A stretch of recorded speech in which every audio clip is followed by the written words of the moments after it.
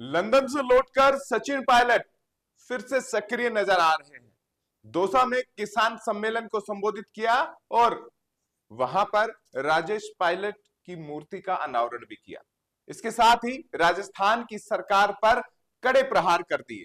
आप देख रहे हैं राजस्थान चौक, मैं हूं अंकित तिवारी।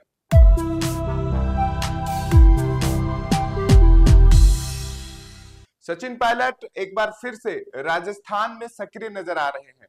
विदेश का दौरा खत्म कर लौटे सचिन पायलट ने दौसा में जाकर स्वर्गीय राजेश पायलट की मूर्ति का अनावरण किया, साथ ही किसान सम्मेलन को संबोधित किया।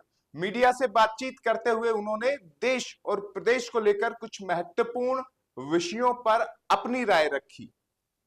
राष्ट्रीय स्तर पर उन्होंने कहा कि देर रात वक्फ बोर्ड बिल को पास कराना और उसी वक्त अमेरिका की सरकार का भारत के व्यापारियों पर टैरिफ थोप देना, यह दिखाता सरकार की मंशा किस ओर है। उन्होंने सवालिया निशान उठाया। प्रदेश सरकार पर उन्होंने कहा कि हर मोर्चे पर नाकाम है, कानून व्यवस्था बिगड़ी हुई है। राजस्थान के कई जिलों में अपराध की घटनाएं, यहां तक पुलिस कर्मियों से मारपीट सामने आ चुकी है, लेकिन सरकार कानून व्यवस्था पर प्रभावी नियंत्रण नहीं कर पा रही है। उन्होंने पेपर लीक माफियाओं पर कार्रवाई को लेकर भी सवाल उठा दिए। हालांकि सरकारी एजेंसियां फीडबैक देती रही हैं सरकार को कि एक्शन प्रभावी हो रहा है, लेकिन उन्होंने कहा कि वो मगरमच्छों का जिक्र जो करती है सरकार, वो कहां है। ये बड़ा सवाल उन्होंने पेपर लीक माफियाओं पर एक्शन नहीं होने को लेकर किया। साथ ही राजस्थान में एमएसपी पर खरीद को लेकर लचर कार्रवाई पर भी उन्होंने सवालिया निशान उठाए। उन्होंने कहा कि इस पर तो कानून आना था, केंद्र की सरकार कानून नहीं ला पाई, राजस्थान की सरकार एमएसपी पर खरीद में पीछे है।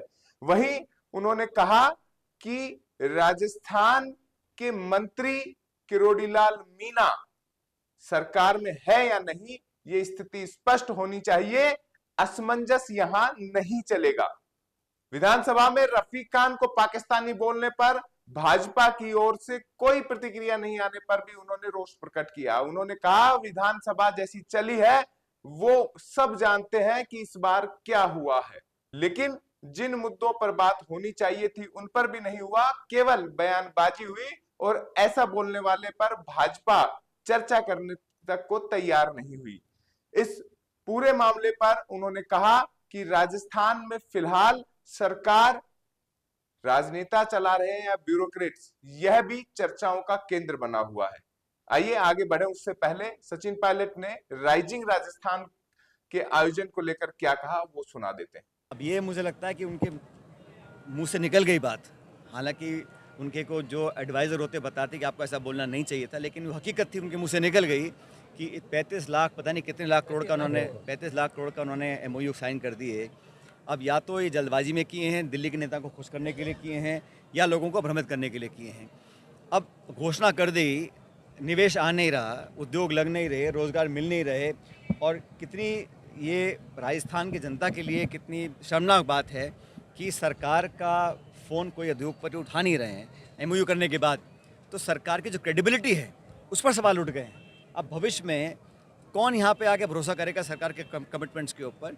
हमारी जब सरकार कांग्रेस की थी, हमने जो कहा सो किया, अतिशोक्ति नहीं करी, झूठे वादे नहीं किए, और ये 35 लाख करोड़ की जो संख्या है, कोई मंत्री बोलते हैं इतने लाख करोड़, किसी को पता ही नहीं है, असमंजस पैदा हुआ है, कोई वक्तव्य अभी तक नहीं आया है। और मैं तो बार बार कहता हूँ कि सरकार सिर्फ और सिर्फ प्रचार करने में, हेडलाइन मैनेजमेंट करने में, लोगों को भ्रमित करने में हमेशा लगी रहती है। सचिन पायलट को आपने सुना। सचिन पायलट लंबे समय से विदेश दौरे पर थे, वापसी में फिर से सक्रिय हुए हैं, कुछ और सार्वजनिक कार्यक्रमों में वो दिखाई दे सकते हैं। और साथ ही राजस्थान कांग्रेस की राजनीति में आंतरिक घमासान मचा हुआ है, उसके महत्वपूर्ण किरदार सचिन पायलट अब स्थानीय राजनीति के तौर पर भी अपनी सक्रियता को बढ़ा सकते हैं।